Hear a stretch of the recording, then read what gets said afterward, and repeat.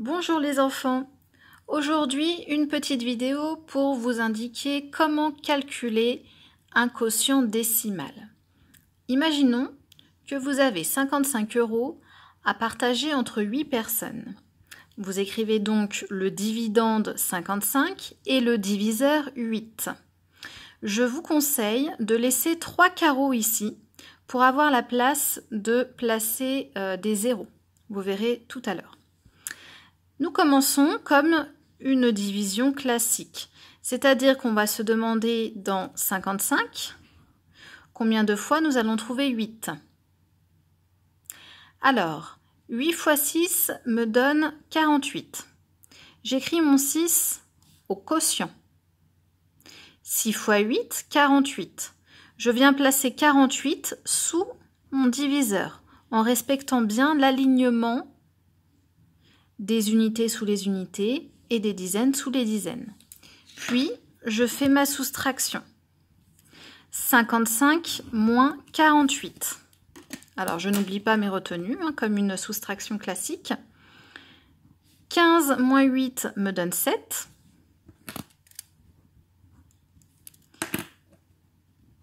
Et 5 moins 5 me donne 0.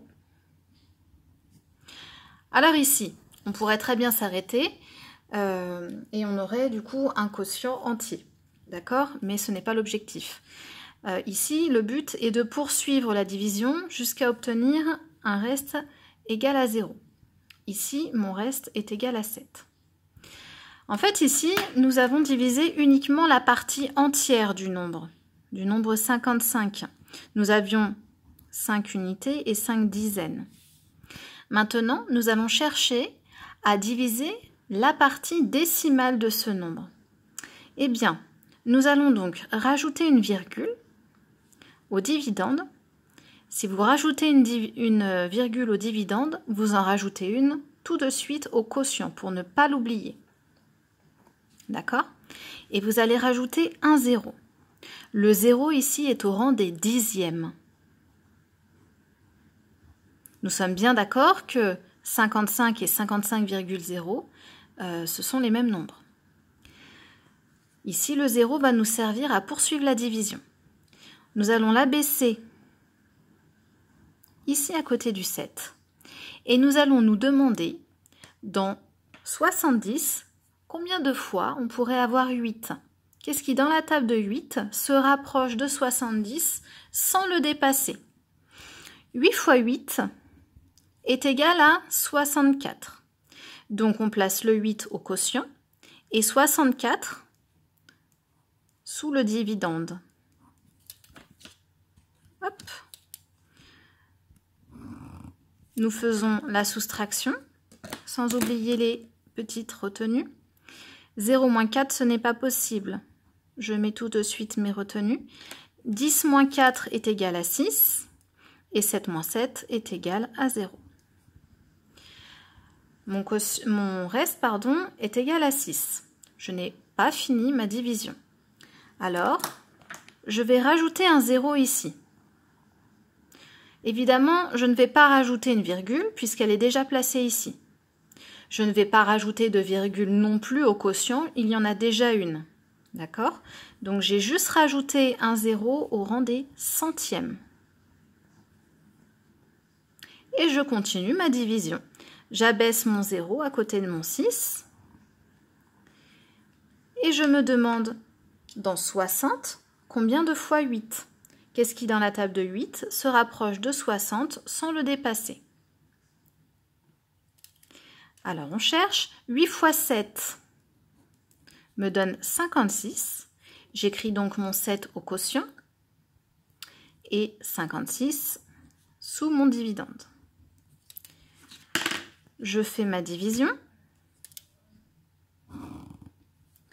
et je fais ma soustraction.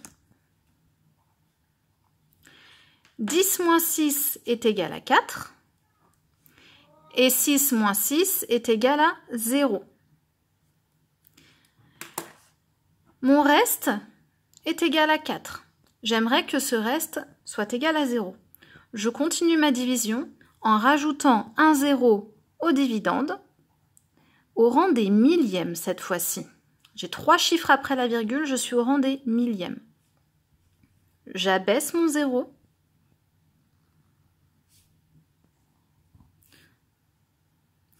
Donc, je me demande, dans 40, combien de fois 8? Qu'est-ce qui, dans la table de 8, se rapproche de 40 sans le dépasser? Eh bien, c'est 5. 5 fois 8 me donne tout juste 40. Je le place donc sous le dividende. Et cette fois-ci, mon reste est égal à 0.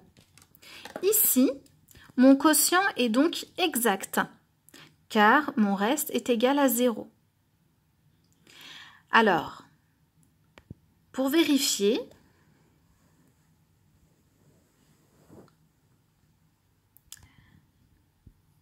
je n'oublie pas cette méthode-là. Le diviseur fois le quotient plus le reste doit être égal au dividende. Regardez, dans le sens des aiguilles d'une montre, le diviseur fois le quotient plus le reste doit être égal au dividende. Donc, le diviseur ici, c'est 8. Je n'oublie pas ma parenthèse. 8 fois mon quotient, 6,875. C'est en fait le résultat de ma division. Plus le reste.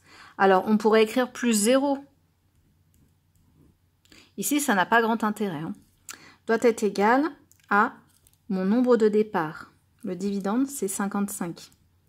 Ici, comme le 0 est inutile, nous pourrons écrire directement 8 fois 6,875 qui est égal à 55. Donc, si à la calculatrice, vous tapez cette opération-là, vous retrouverez 55, le nombre de départ, qui est donc, qui nous indique donc que votre division est juste.